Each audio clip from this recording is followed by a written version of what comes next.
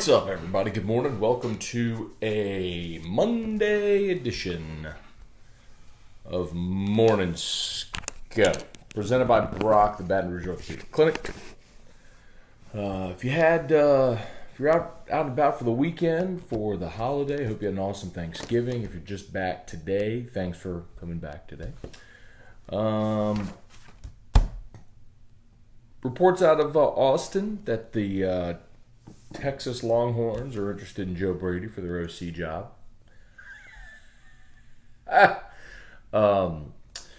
Niners lost yesterday in Baltimore, so that means the Saints are now tied with San Francisco for the 1 seed in the NFC, which is great news. And on Sunday in the Dome, Saints-Niners. And I'd love the spot for New Orleans. Saints are a slight favorite. Niners going from San Francisco cross country to Baltimore, back cross country to San Francisco, and back across the country again. That's a lot of travel, and that is a tough spot for San Fran to step into. And the Saints having 10 days off, I like the spot for New Orleans. So Saints looking good after the Niners lost yesterday. Let's say some good mornings. Here, Mike Gravois, Troy Shatner, Kirk Taylor, Kevin Gleason, Luis Alama, Tommy Vienendahl. Good morning. Morning. Kirk Taylor, got my O shirt in. Appreciate it, man. If y'all buy the shirt, the got my O face, show my O face, shirt or the Dead Soxy socks. If you would take pictures, tag me, tag them, all that stuff when you post them, it is really helpful. So I know they love seeing that, so thank you. What's up, Dad? Good morning, Brad Crowder, Chad Dupuis, Kevin Gleason. Monday. I love Mondays, though, man. Mondays, for me, I say this often, Mondays, best day of the week in our business. You get the whole news cycle from Friday at 6 o'clock when I get off air all the way to Monday at 3, so Mondays are great. Ton going on. Saints are in first place. LSU finishes a 12-0 season. Headed to the SEC Championship game against Georgia. Ed Ogeron and Kirby Smart had a little media availability yesterday. Said Grant Delpit is as healthy as he's been all season, which is great news. Certainly looked like it against Texas A&M flying around out there. So good stuff, man. Jamie Leday, hey, Uncle Mike, good morning. Bubba Tatum. Morning, Matt. Can't have Joe. Oh, you're talking about Joe Brady. So there was a report last night that Texas is interested in speaking to Joe Brady and USC offensive coordinator Graham Harrell for its vacant OC job. I've said this all along, all season, and for every time anyone's asked, that LSU is prepared to do what they have to do to keep Joe Brady. If it is title, if it is money, if it is both, they will do that. If it's co-OC, Steve would share that title. I mean, he's passing game coordinator now, but if you got to make Joe Brady a co-OC to sort of satisfy the title, the resume, not that really matters, but if you need that, he's passing game coordinator right now. He's a Burrow Award finalist, and people want to hire him. So it's regardless of what's on the business card, the results are on the field. And then the Saints will LSU will make him, we'll pay him. He's making, I think, maybe $425 this year, I think is about what he's making.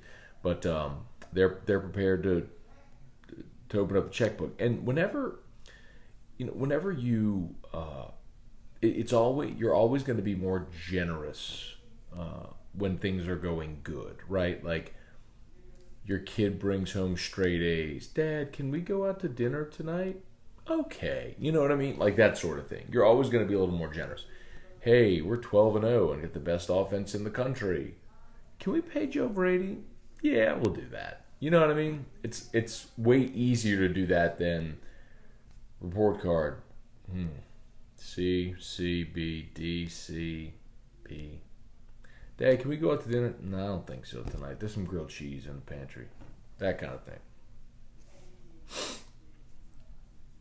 Let's see. Tim Sonier, good morning. Leroy Blanchard, Bob Pinson, Casey McKenzie. OG Team Drew right there. Joseph Babineau, good morning. A&M can't have. Not A&M, Kevin Gleason. Texas. University of Texas. Ryan Michael Guidry, good morning. George Mueller. LSU's a 7-point favorite. Bama doink. Has the Georgia line already gotten up to 7?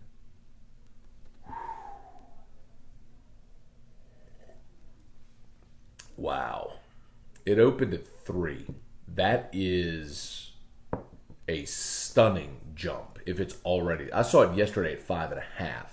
If it's gone up again to 7, that is a stunning jump. Dennis Road, McFrisco staying in Florida this week. That makes sense. That's a smart thing to do. It's what the Saints did when they went out, played L.A. and Drew heard a stump, but they stayed on the West Coast and went and played Seattle, if you remember. So it's a smart thing to do instead of the jet setting across the country. So, but even still, being out of your home for a week plus, cool. I'm with it. Randy Dabdude, do you think LSU can keep Joe Brady? Not only can they will. Joe Brady's not. Joe Brady will, and I don't mind, I'll go on record with this anywhere I have to. Joe Brady will not leave LSU for an equivalent job. If someone wants to make him a head coach or if he wants to get back into the NFL, I think those are the two things that might cause him to leave. But he's not going to leave for another college assistant job because LSU, he likes being here. He has autonomy.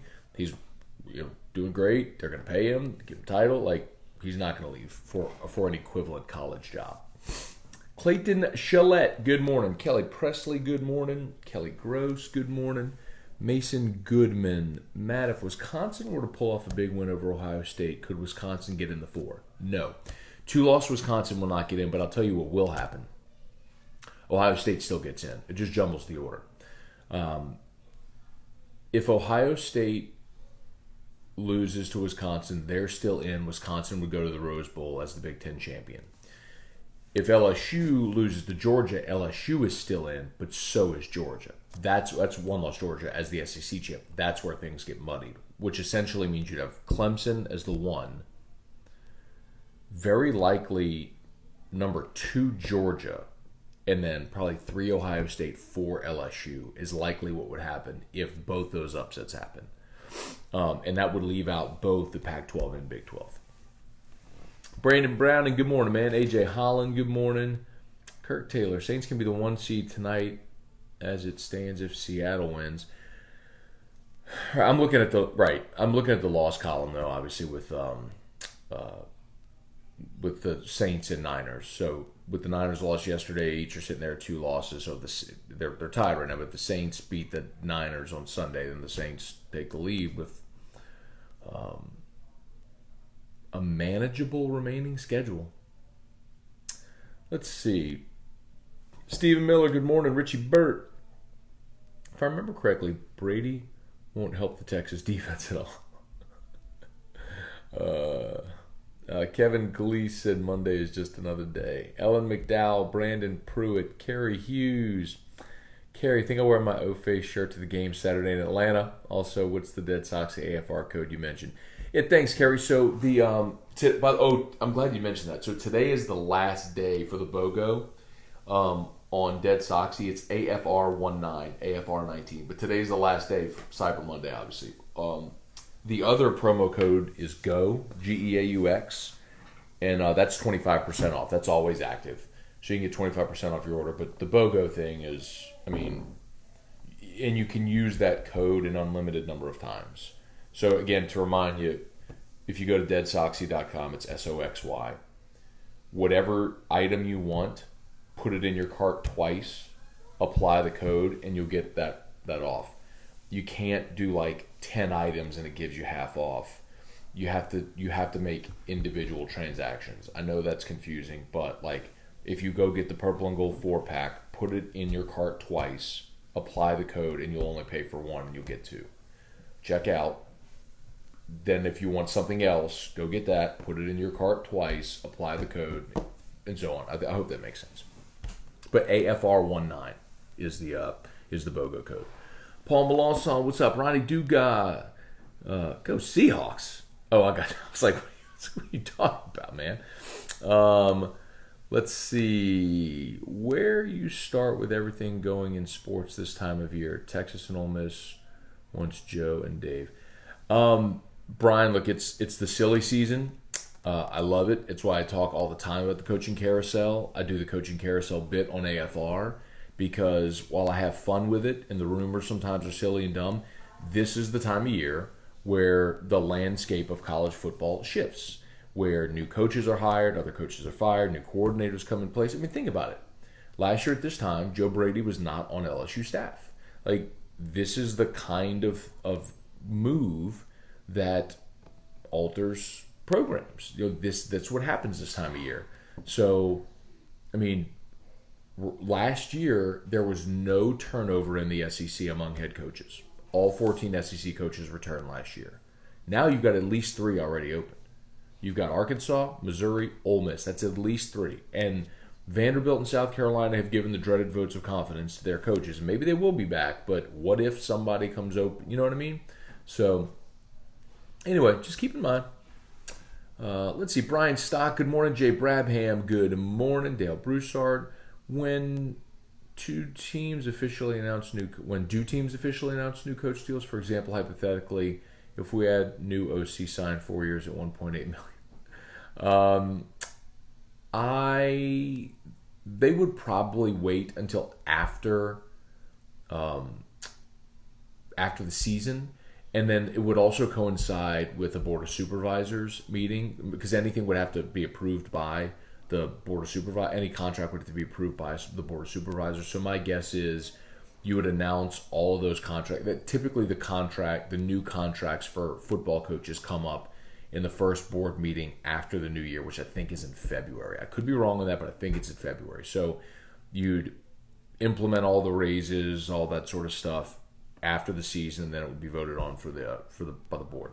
C-Mac, what's up, man? Chad Dupuy, when you win, everybody wants your coaches. It's not a bad problem to have. I would much rather win and have coordinators that are in demand and assistants that are in demand and have to turn that over than lose and keep everybody. Jordan Grace, hope he likes LSU and doesn't want to leave. No, he's Joe Brady. He ain't, trust me, y'all. Joe Brady ain't going nowhere. John Boudreau, Ryan Jackson, Dalton Wheat, Andrew Brister. How does the FBI have Bama over LSU? So I posted that yesterday. I brought it up because me and T-Bob on Eagle Game Day were talking about it. How it just feels like it's one of the worst metrics ever. It seems like every time FPI spits out a number, we're like, huh?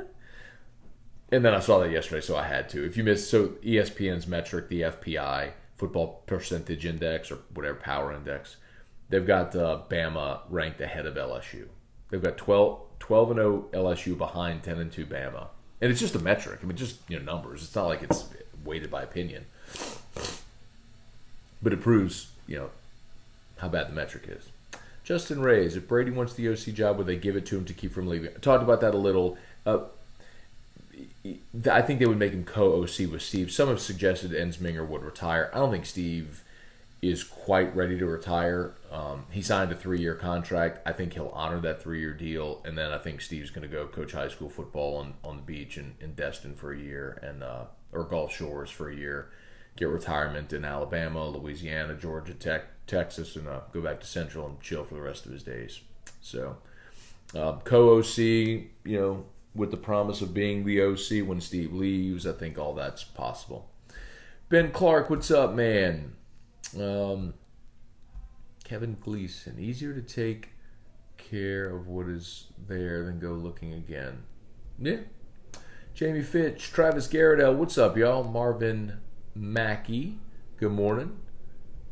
Everett Email, good morning. Jamie Levine, morning, Matt. I'm so happy to see the defense step up, play a complete game, just a thing of beauty. I think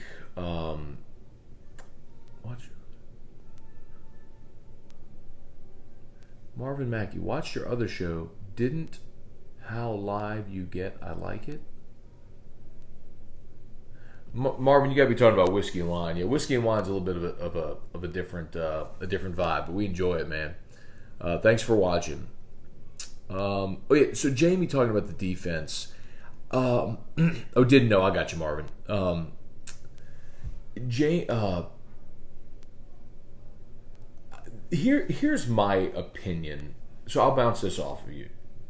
I think LSU defensively this year, there's a couple of things that have happened. Number one, obviously, they're thin. I love it. I've talked about this a bunch. I love LSU's frontline starters. Delpit, Fulton, Stingley, Phillips, Chasson, Lawrence. Like, all of these guys are pros. They're all top 3-round guys, maybe even top 2-round guys in the draft. A lot of them are first-round picks. I love their frontline guys. LSU's doesn't have great depth, as we've seen. Don't have great depth on the defensive line. Don't have great depth in the secondary. But they've built some throughout the year with guys like Cordell Flott. We started to see Mo Hampton, right? But a thinner defense playing complementary style to a team that averages about 2.5 minutes on its scoring drives means you're going to be on the field a lot. And so when you're on the field, you're going to give up more yards, more points, right? You're on the field for more minutes, more plays, more snaps, more yards, more points. All that's just going to happen. But I also think the defense has exhaled this year. For LSU defensively has had to be the thing that paced LSU to wins for so long. I think we just saw a year where LSU goes and gets up 28-0, and the defense goes, okay, instead of you're playing a 7-3 ball game into the fourth quarter. You know what I mean? Like, where you just can't ever let up. I just think there's been some of that, and I think the wake-up call was the committee moving LSU to 2 and blaming it on the defense. I think the defense knows collectively they had to get better, but that Ole Miss game, I think, was their wake-up call. And they were much better against Arkansas. They were dominant this week, and now you're zeroing in playing for a championship. You better go beyond, So I think it's good that they're healthy and they're playing their best right now. I know that's a glass half full view. Some might call me a homer, but I think LSU is playing faster.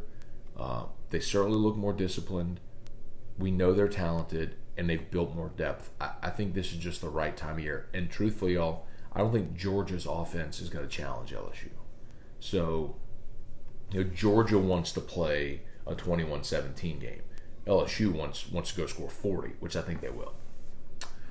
Dustin Cruel, good morning. Ronnie Duca. Deborah Todd, good morning, Deborah Todd. Saints got head-to-head with the Seahawks. Right, Ronnie, but if the Saints lose to the Niners on Sunday, then it's moot. But I understand your point. Hey, Aunt Mary, good morning. James Tyrone. More damn LSU Tigers. Rusty Abear, good morning. Dylan Landry, Dax Jeter. Trent Michelle, what's up, Trent? Good morning, man. Joel. Charles Waltman. Dylan Hess. Imagine if the BCS was still being used to determine who plays in the championship. Clemson is number 3 as defending champ, have won their last 27 games. But Dylan, Clemson winning their last 27 games has nothing to do with this Clemson team. Like, this Clemson team hasn't won 27 in a row. Last year's team had 3 first-round picks on the defensive line. Those guys are gone. This team hasn't beaten a single ranked team.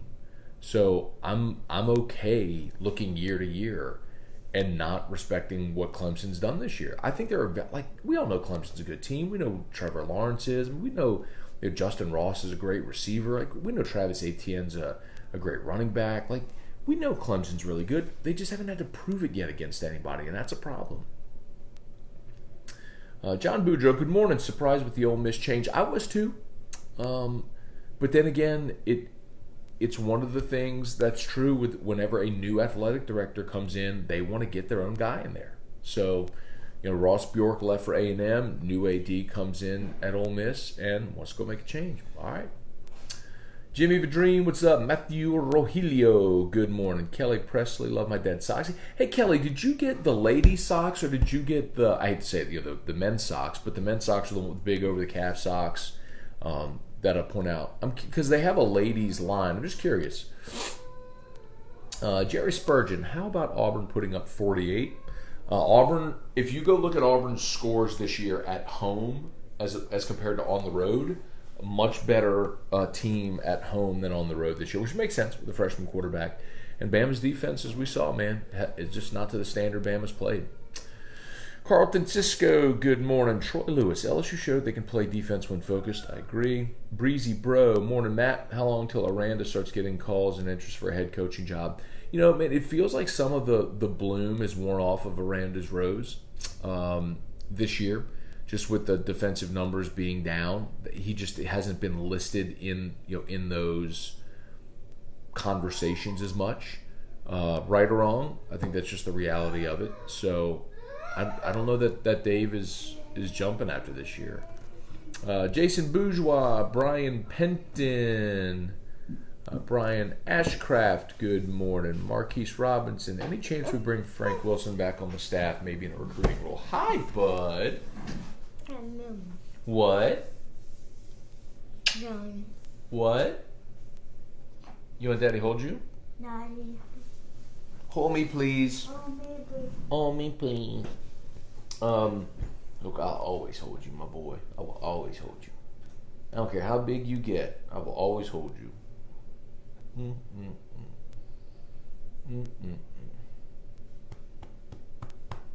Couldn't hold you for a long time, you know that. They wouldn't let us hold you. You just had to lay in that bed. Not anymore. Not anymore. I love you. Who asked Marquise about Frank Wilson? Marquise, I think there's a lot of schools I could be calling Frank Wilson. Now, LSU's got Mickey Joseph on the staff who recruits New Orleans, but I'll tell you this much, man. With Frank having ties not only to New Orleans, but now in Texas as well, having been at UTSA, man. And he and Ogeron, remember, Ogeron hired Frank at Ole Miss, and then they worked together also at Tennessee. So I don't those guys are friends, and I would love to see Frank Wilson find a way back on the staff. Now, the question is, how do you find room? Here's the thing I would tell you to watch would be Tommy Robinson. Tommy Robinson is LSU's running backs coach, of course. Frank was the running backs coach before, but Tommy last year had some NFL interest. And it might be one of those things where, and I don't know this, so please don't quote me on, I don't know this, but I know Tommy had NFL interest, like mutual. He kind of wanted to get to the NFL. It may be one of those things where it's like, hey, go get the job. And they'll bring Frank in. Again, I do not know. I've not had that conversation with anyone. It makes a ton of sense for everyone that's asked. Frank loved being here. He loved being home for he and his wife. Being in Louisiana, he just got an opportunity to go be a head coach, which is what he wanted. I don't know that there's a head coaching opportunity out there for Frank right now. If there is, he might take it. But if it's assistant jobs, I don't know why he wouldn't come back to LSU. Hi. Okay. Justin Robinson, good morning. Dale Broussard, I think we go. Hey, whoa.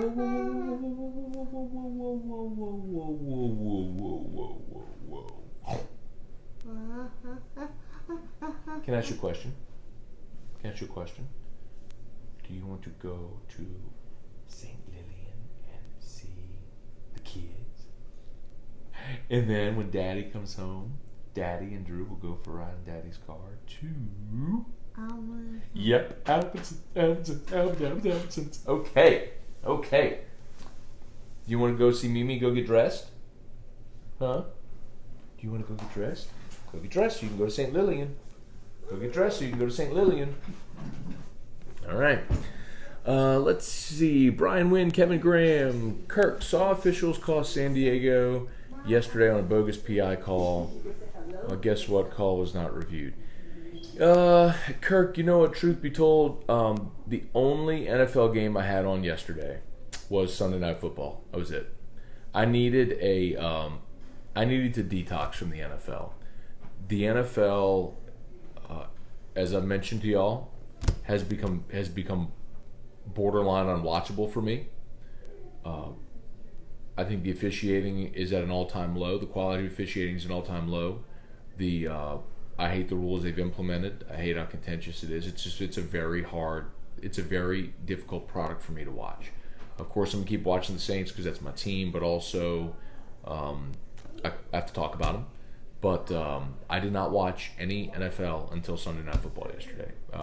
Got got up. We went out as a family, went and had brunch, and I went to Perkins Row and walked around, took Drew in Barnes & Noble, kind of loved it a little bit. I went and worked out yesterday. I needed a detox day from the NFL. I just couldn't, I just didn't want to emotionally put myself through being frustrated all day on my Sunday again, watching the NFL. So I didn't watch any of it yesterday. Dale Broussard, Brandon Atchison, Sam DeCello, Cole Pierce, Troy Lewis. Auburn did have 2 pick sixes. That's true. So 14 points from there, right? Sean Kelly, Kevin Gleason, Charlie Cavell. Good morning, y'all. Brandon, I missed the beginning. What are the chances Brady goes to Texas? I'd put it at 2%, because there's always a chance, but I'd put it at 2%. Brady's happy at LSU. They gave him the opportunity. They'll give him title money, anything that Texas can give or any other school. I've said this all along. It's the only way Joe Brady leaves LSU that I can see is for something LSU can't offer, either a head coaching job or an opportunity to get back in the NFL, if that's what he wants. And I don't know if that's what he wants. Who do you think will be the biggest X factor on defense against Georgia? Our linebackers versus their backs. Marquise, I think so.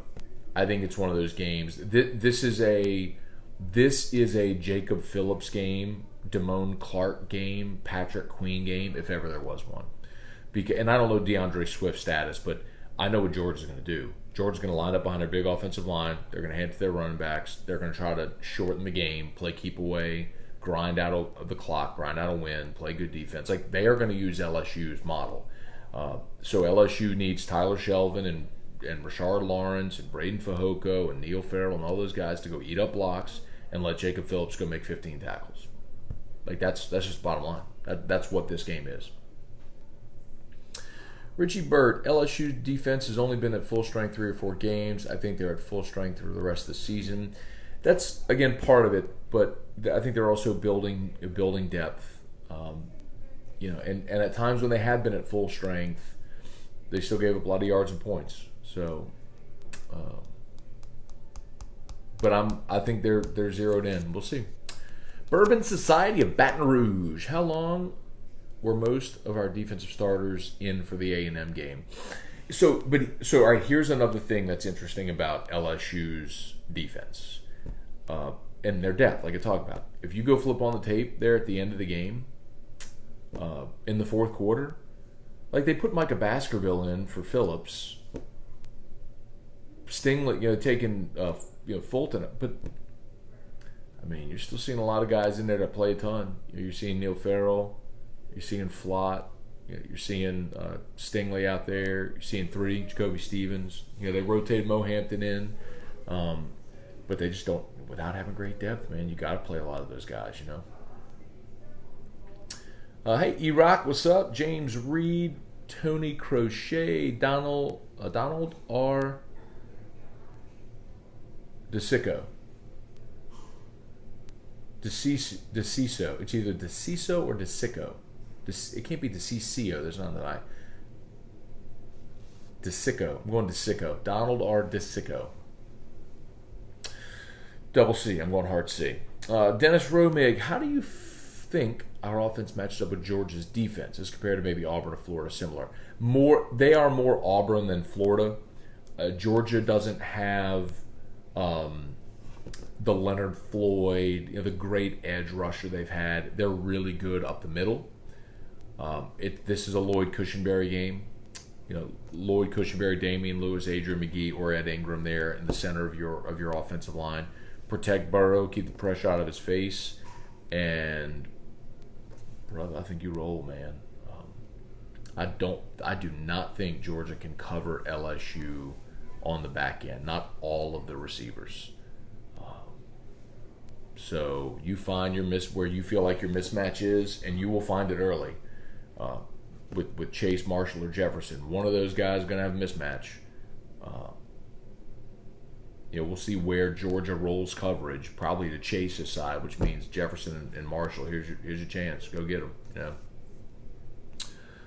I do not think. But then again, I don't think anybody matches up well with LSU's offense. Look at nobody has enough defensive backs to guard all of LSU's receivers. And if you try to take that away with zone, then what LSU did in the adjustment they made with Texas A&M was they went to the short pass and they got Clyde involved in the passing game. And LSU showing you they'll throw the ball to Clyde 10 times a game, and if you give Clyde a little space, he'll take a little screen or a swing pass and he'll bite you for 12, and we'll rip off 12-yard chunks at a time with Clyde if that's what it takes. I mean, that's what LSU keeps telling you, man.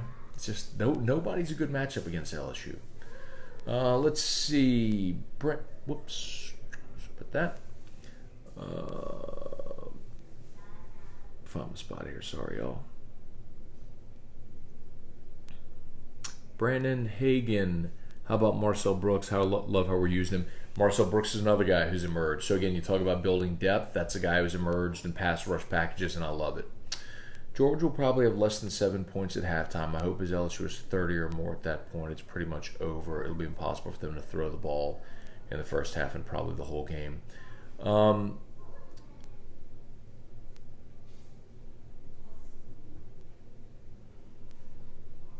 I don't know if we're looking at a 30-7 score at halftime. That seems ambitious, but I'd love to see it. I'd love to see it. Eusebio, what's up, man? Saw a headline that said Florida quarterback is transferring. No, it's Felipe Franks. Is that Jones? I didn't read the article. It's funny, man. I've shared it with y'all before, where the Washington Post did an extensive survey a couple of years ago, like not like a Twitter poll, like they did a professional survey, and they found that over 60%, I think it was around 64% of Americans get their news from reading headlines. They don't click the articles. So it's always interesting to me when that plays out. Yeah, so it's Felipe Franks anyway. Keith Dardis, what's up? Kelly Presley, James Reed. Shelby, Zach Evans commits Wednesday. Saw that. So the 5-star running back out of Georgia, Zach Evans, who everybody assumes is picking LSU. Everybody's got a crystal ball to LSU. He's announcing on Wednesday. And he will be a December signee, too. Jonathan Fordu, let's see, Dylan, I agree with you. Clemson doesn't deserve to be in the top 2 this year. Just pointing out how bad the system was not to give them a chance to prove themselves. Similar to Auburn in 2003. I can't believe it took this long to get the 14 playoff.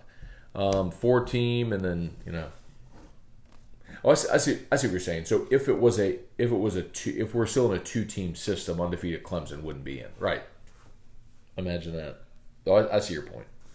John Boudreaux, one morning need to ask E-Rock holiday decorating version. Some of us men need decorating tips. All right, John, we'll do that. Saturday's probably a good shot. Scott Pritchard, congrats to Calic High. Complete game against Curtis. They look really good. They do. They're well coached, and I hope they do it this weekend. And shout out to Brock, as always. All 5 locations in the greater Baton Rouge area, the Baton Rouge Orthopedic Clinic. If you need a orthopedist, hope you don't, but if you have any pain, all the subspecialties, they do them, from pediatric to neck, shoulder, spine, elbow, hand, wrist, knee, feet. They do it all.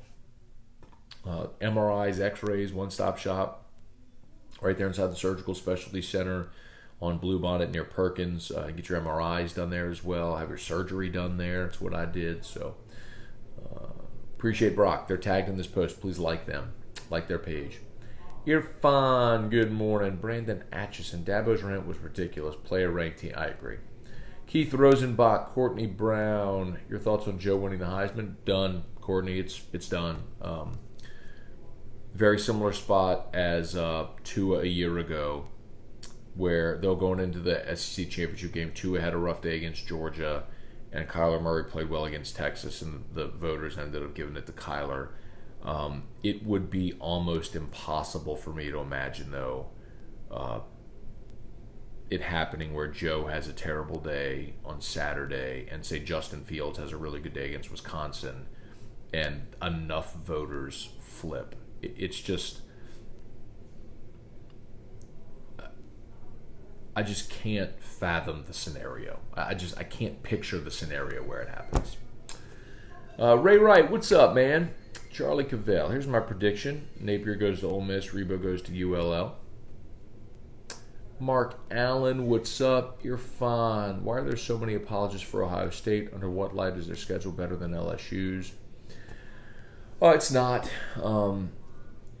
But you have to drum up the conversation.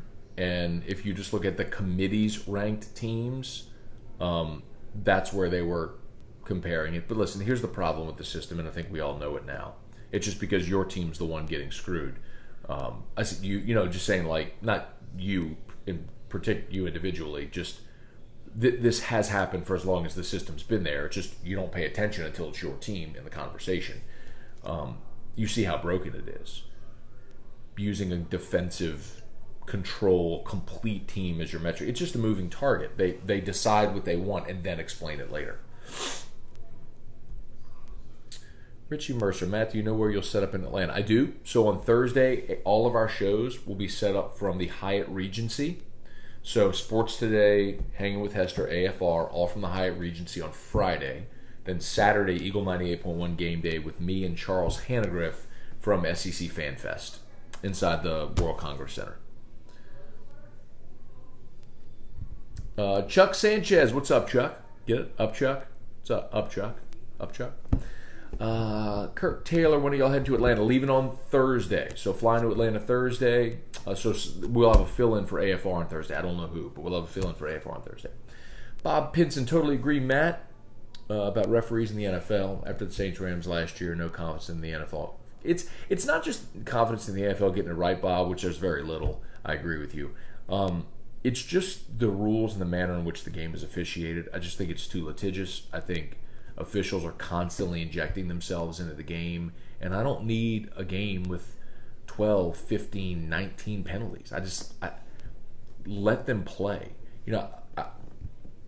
There was on Saturday night with that LSU Texas A&M game, there were a lot of instances where they let contact go and they let holding go. They just let teams play, and I'm okay with it, man. Let them go play. If something's egregious, throw a flag. Otherwise, swallow it.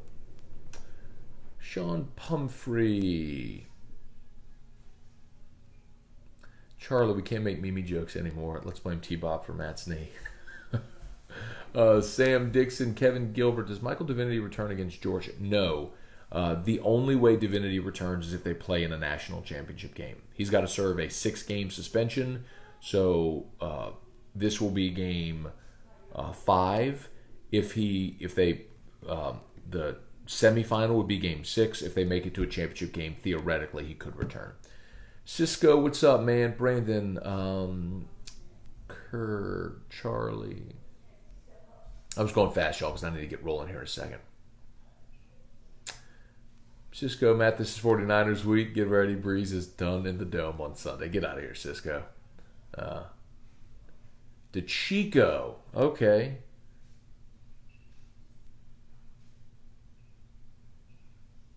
DeChico. Got it. Okay. DeChico. Got it. Josh Long. I miss Mimi jokes. I do too, Josh. I didn't mind him. Brian Wynn, Matt, what do you think about Felipe Franks leaving Florida? Did we dodge a bullet when he didn't come to LSU? Maybe. I'd also like to see, what he do in an offense that more suits his style. Remember, pro-style guy who signed under McElwain and then coached under Mullen, who wants to run his quarterbacks a little bit more.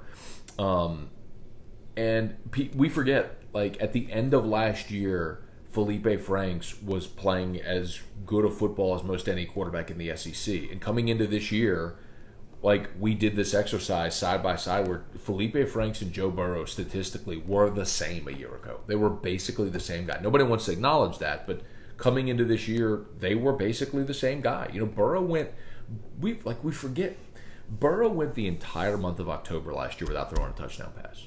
Think about that. The guy who just set the SEC single season touchdown record went the entire month of October last year without throwing a touchdown pass.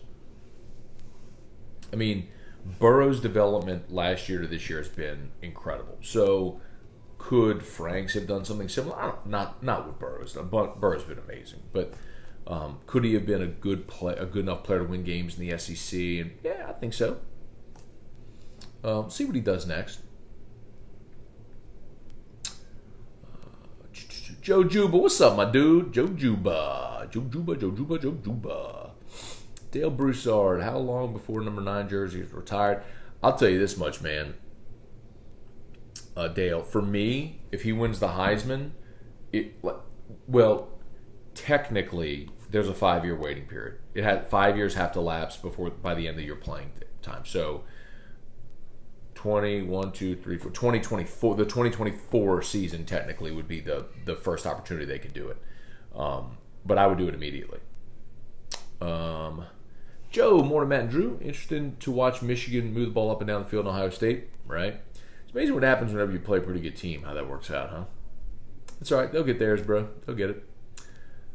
I don't see Georgia keeping up with LSU. LSU by 17. That could happen if LSU gets rolling offensively, which they've done against everybody except Auburn. Joseph Guidry, Brady to Texas? No, Joe Brady's not leaving. They can ask. Agents can plant stories to try to drum up interest and get better deals, but LSU's going to pay Joe Brady and they're give him a title. And it's what we've talked about all year. It's just here now. Courtney Storr, good morning. Justin Jones. Brandon Atchison, only one team has been able to slow us down. Auburn made plays that day, but we shot ourselves in the foot. LSU, I'll keep saying this over and over. LSU put up 508 yards against Auburn. LSU threw up on itself in the red zone. Some of that credit goes to Auburn, no doubt. But plays we've seen LSU make all year, they didn't make. Heard about that 3 weeks ago. Is it final? You're talking about Brady. They've had the conversation with Brady. Brady does not have an agent, so nothing is signed right now. So to ask if it's final, nothing about with Brady's new deal is final.